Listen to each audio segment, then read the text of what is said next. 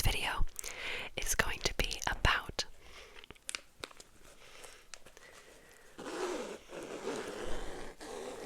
my playbill binder. B-L-A-Y-B-I-L-L.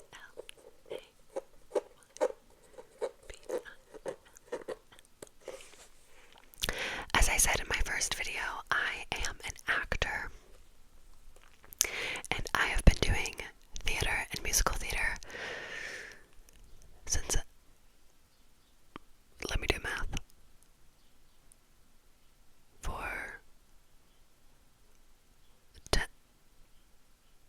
wait, can I do math? 15 years?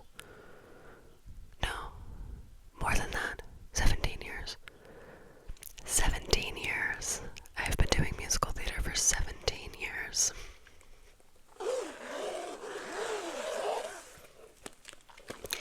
And because of that, I have seen a lot of shows.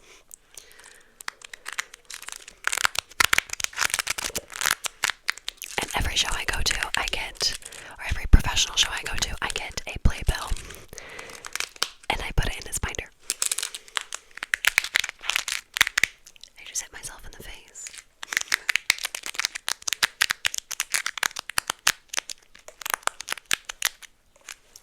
So without further ado, let's look at the shows I have seen. The first professional show I'd ever seen, like touring show, was The King and I saw The King and I, Rogers and Hammerster's King and I think I was 13 years old. I saw it with my mom, and I was just enraptured by how elaborate everything was and how talented the professionals are. Because before then, I had really only ever seen community theater or smaller professional theaters in the city I lived in. I spent my teenage years in St. Louis. So a lot of these are from the Fox Theater, from touring companies in St. Louis.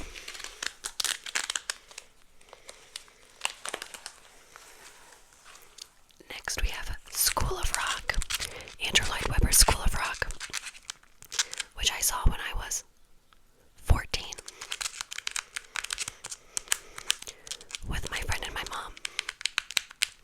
I had never seen the movie before, or if I had, I didn't remember it, so this was like my first time ever seeing it, and I loved it. I mean, I was 14 years old, so I loved it.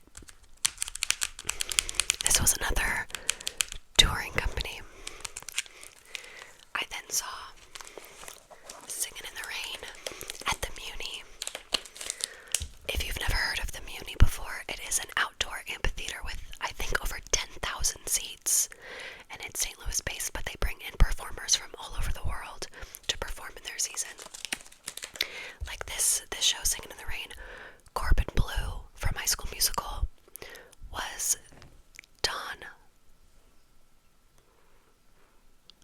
I don't know his last name, Gene Kelly.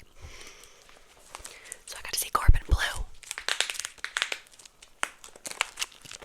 And it was so good.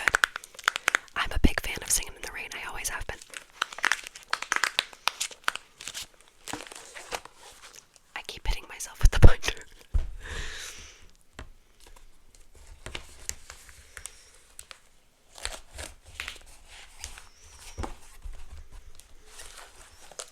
This playbill, this Anastasia Pride Month Broadway playbill, was a gift from my friend, so I didn't actually see the show. Well, I ended up seeing the show, but this was not from a time that I saw the show. But it's the special edition Pride Month playbill. I then saw Les Mis, again at the Fox Theater with the tour, and I think at that point in time it was the best show I had ever seen. I cried my eyes out like a little baby. Like, I cried to the point where I was dry heaving in the mezzanine. I love Les Mis.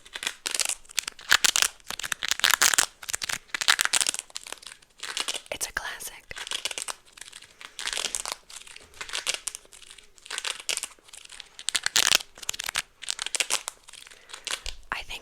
of the female roles in that show, I would love to play.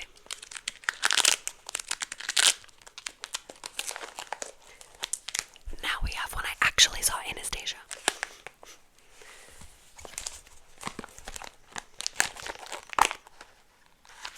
I think I was 15 or 16 when Anastasia came to St. Louis. And I always loved the movie growing up. And I loved the music. It just didn't feel like your classic, like, Disney show. Because I don't believe Anastasia is... I don't think it is owned by Disney. Like, the musical, I don't think it's owned by Disney. And the music is so good. If it is, correct me if I'm wrong, please. But I love the music. Anya is another dream role of mine. I love all of her songs, as well as her duet with Dimitri in A Crowd of Thousands. I love. I then saw Waitress. I love this musical so much. The music is phenomenal. The acting was so great. And it's such a beautiful musical. The only thing that I viscerally remember from seeing the show was when the actor who played, I don't remember the character's name, but played the abusive husband of Jenna, when the actor came out for his bow, the crowd booed him. Which, I get it, his character sucks, but you have to separate that art from the artist, because why would you boo an actor at curtain call just because? That would be like booing a Disney villain when they came out for their bow during curtain call. But like, you're not gonna do that. Anyways, I remember my dad and I sitting there and everyone booed him, and we were just like, have these people ever seen a show before? Anyways, after that, this is the St. Louis Teen Talent Competition. I had friends perform in it. After that, I saw Kinky Boots at the Muni. And I got to meet Taylor Louderman because she played Lauren. I think that's the character's name. This is really just going to show how little I know about characters' names in musicals. But I love this show. I love the message. I love the story. It's just fun. Like, it's one of those just fun musicals that gives you an insight into the queer experience, specifically with drag queens, and their familial ties, and how you deal with acceptance or not acceptance. And my friend and I stayed after the show to get signatures from the cast. There's J. Harrison Gee, or G, it's J. Harrison G, or J. Harrison Gee was Lola, and they were so good. They're on here somewhere. And so is Taylor Louderman.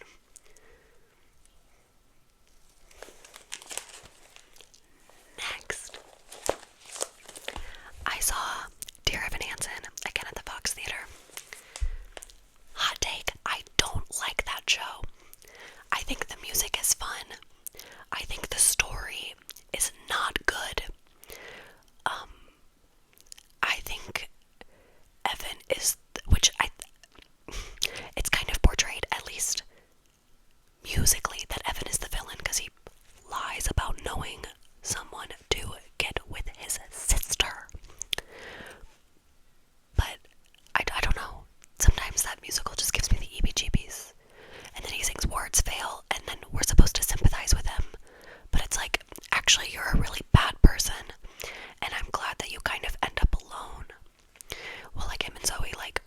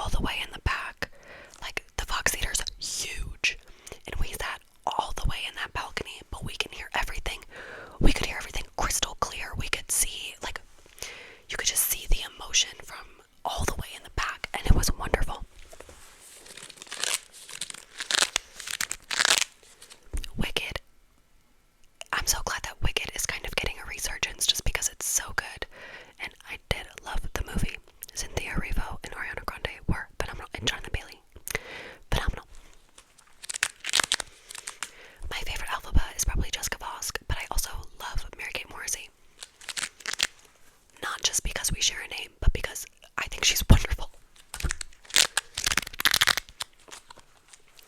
Next, we have Mean Girls on Broadway. Oh, so this was before COVID. Because this was also before COVID.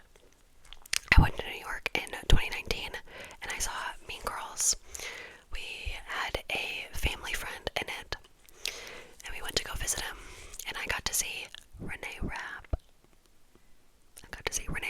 And Barrett Wilbur-Weed and Erica Henningsen. It was essentially the entire original Broadway cast except for Renee Rapp as Regina George, which she's my favorite Regina George. I think she's so wonderful.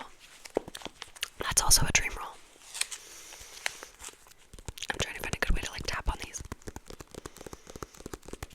I love Mean Girls. I'm glad that they are continuously working, or at least they were before it closed.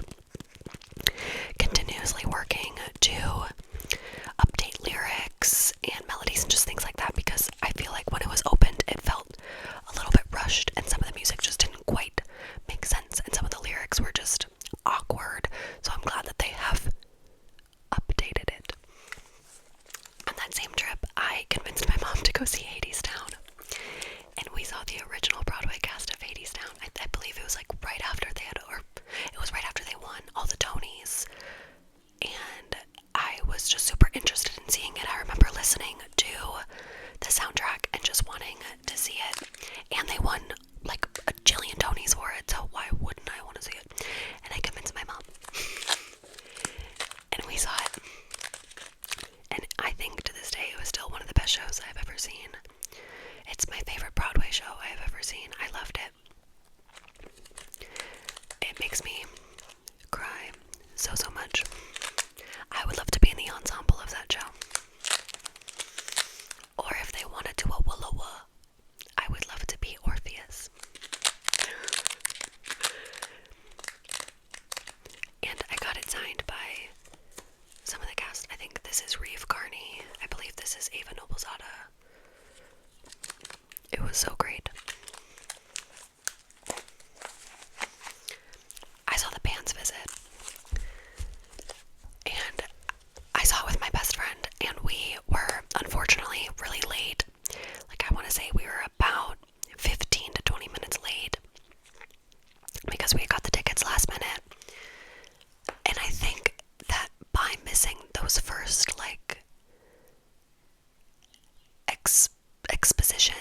expository, is that the right word, moments, we just didn't really understand the show. The music was beautiful and the talent was wonderful,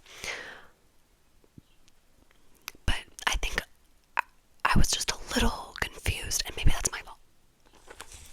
Next, I saw the prom. I like the prom. I kind of like the story. As a queer person, it's a little too kitschy for me, but I like it. I think that some of the music is beautiful, and the actors in it were so incredibly talented. But I think my problem with the prom is not necessarily of this production, but a lot of productions casting straight people as the leads, Emma and Alyssa.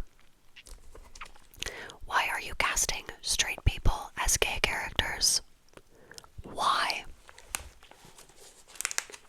Anyways.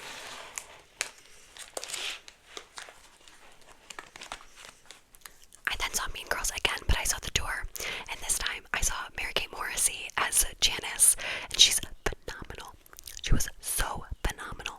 I loved it so much. I don't have much else to say because I had already seen the show. Then I saw the tour of Hairspray. My mom surprised me. It was a Christmas gift, and my mom had surprised me saying that, oh, I got these tickets last minute, we're all the way in the back, but we were, I think, the 6th row, and I think I was probably just beaming the entire show.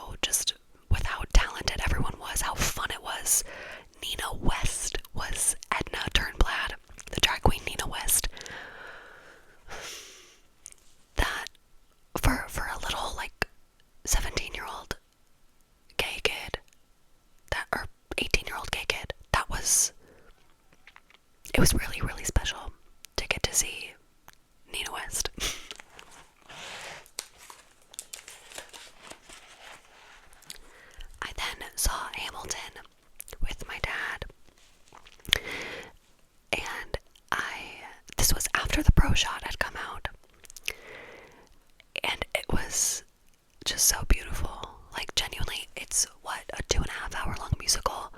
It feels like a blink. It feels like you blink and it's over, because it's that good.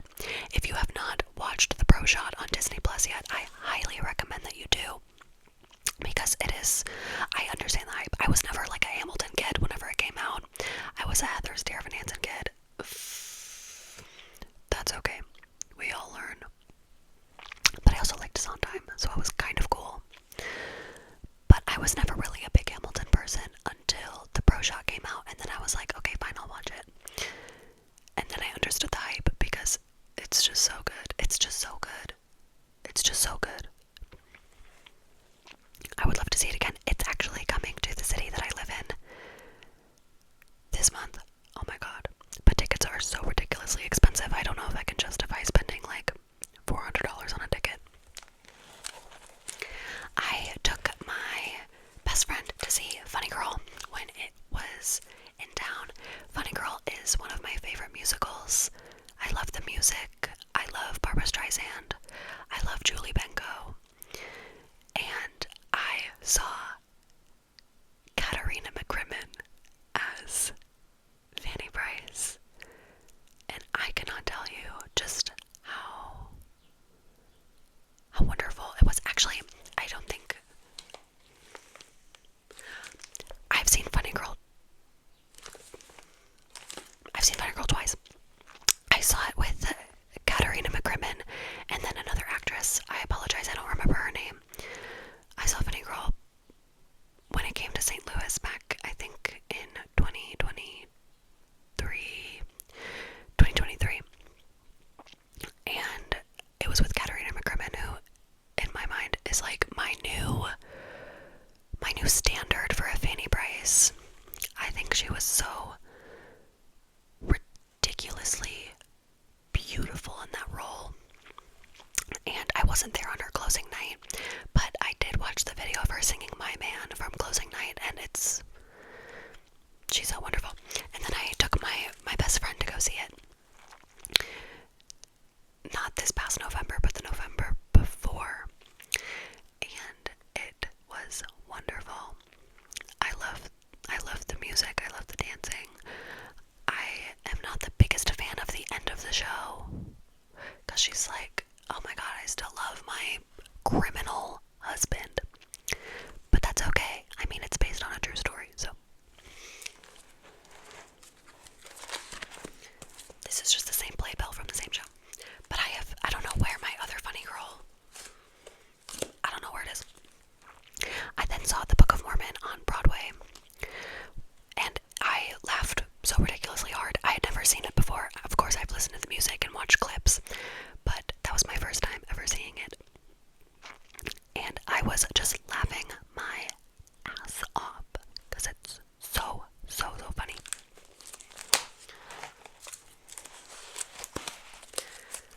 I then saw Once at the KC Repertory Theater. So it was a lot of local artists. But I cried my eyes out. I think to this day it's in probably my top 3 or top 5 favorite shows I've ever seen.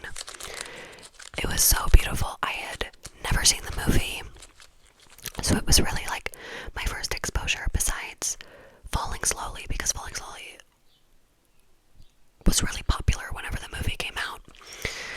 But then they turned it into the stage musical, and I was obsessed. Like, I went through a huge obsession with the show, and every once in a while I still will just listen to the soundtrack,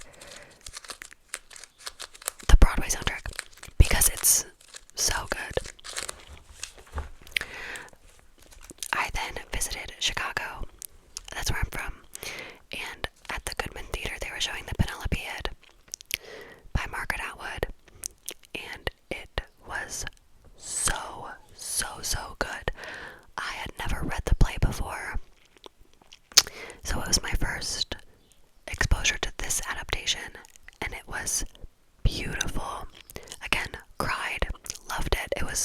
The acting was so moving and so wonderful. I recommend reading that play. It's usually available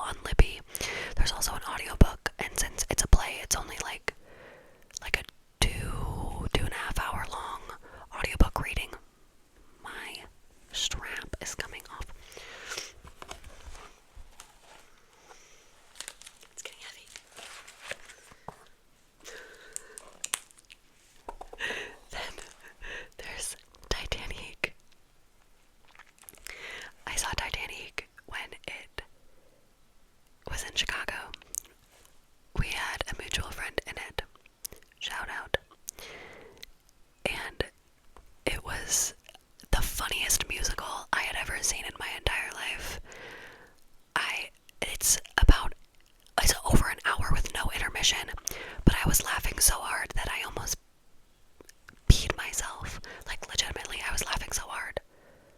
I almost peed my pants. That's how funny it was. I was cramping, laughing, tears streaming down my face. I thought it was hilarious. And I really hope that people continue producing it because it's so funny, and I would love to be in it. I also saw the 80s Town tour when it came to St. Louis. And again, it's just the most beautiful story. It has turned into my dad's favorite musical. I think he has seen it now 4 times, and it's coming to a city near him again, and he is trying to talk himself out of buying tickets, but I think he'll end up buying tickets and see it for a 5th time, maybe a 4th. I know he's seen it now 3 times for sure, but I also think he saw it again.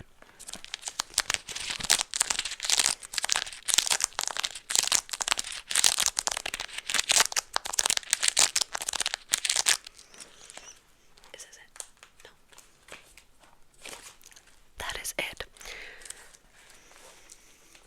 I have seen some other shows that I just don't have in here. I have it in a memory box because it's the shows that I've seen with my girlfriend. We saw The Color Purple at KC Repertory Theater this past fall, and I think that's also in my top 3 to 5 favorite shows I've ever seen. It was so beautiful. I had read the book, but I had never seen the musical before, and it was just phenomenal. Every single person in that show was just so honest and just so wonderful.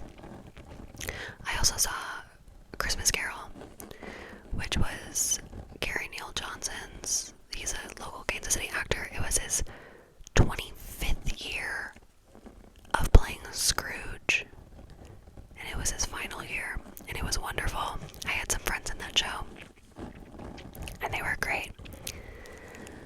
But I think that's it. Other than that, it's just shows that I have been in, which I would love to also make a video about. If you are interested in knowing more about musical theater, I would also love to do maybe musical reviews, but like ASMR. After watching musicals, or talk about my favorite, least favorite, I don't know.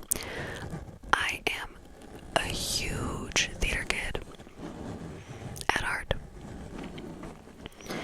and it's my job, so I really love it.